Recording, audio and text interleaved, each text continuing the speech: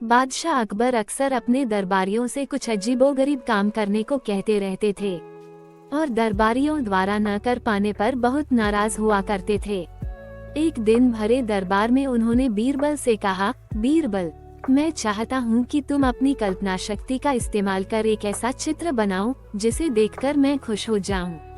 बीरबल को चित्रकारी नहीं आती थी। वो अकबर से बोला, हुजूर, मैं तो आपका मंत्री हूँ, मैं कैसे चित्र बना सकता हूँ, मुझे तो चित्रकारी आती ही नहीं है। बीरबल के जवाब पर अकबर नाराज होते हुए बोले, मैं कुछ सुनना नहीं चाहता, तुम्हें हर हाल में मेरा हुक्म मानना होगा। यदि एक सप्ताह के अंदर तुम अपनी कल्पना शक्ति का इस्तेमाल कर चित्र बनाकर नहीं लाए तो तुम्हें फांसी पर लटका दिया जाएगा, मरता क्या न करता। बीरबल को अकबर का हुक्म मानना ही पड़ा। वो घर लौट आया और सोचने लगा कि कैसे अपनी जान बचाई जाए।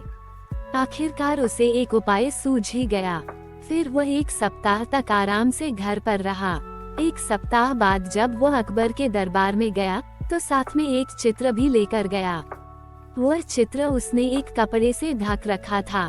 अकबर बीरबल को देखकर खुश हो गए कि उसने उनका हुक्म माना है। लेकिन जैसे ही उन्होंने चित्र के ऊपर से कपड़ा हटाया, उनका चेहरा उतर गया। दरबारी भी हैरान हो गए कि एक पल में बादशाह की खुशी कहाँ गायब हो गई। सबने बीरबल के द्वारा लाए चित्र को देखा। उसमें एक कोरा कागज भर था जिसमें चित्र का कोई नामो निशान नहीं था। आग बबूला होते हुए अकबर ने बीरबल से पूछा, बीरबल, ये क्या है? बीरबल बोला, हुजूर, आपका हुक्म बजाकर लाया हूँ। अपनी कल्पना शक्ति का पूरा इस्तेमाल कर मैंने ये चित्र बनाया है। ये कोई चित्र है? क्या बनाया है तुमने? अकबर अब भी गुस्से में थे। हुजूर, ये घास खाती गाय का चित्र है।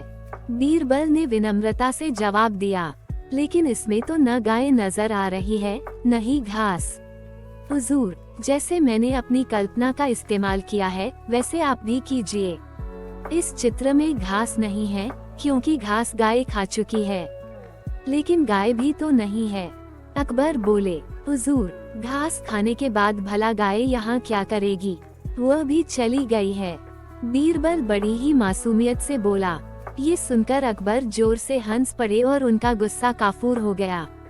उन्होंने बीरबल को उसकी अक्लमंदी के लिए पुरस्कृत किया। बीरबल की कल्पना शक्ति का कोई जवाब नहीं।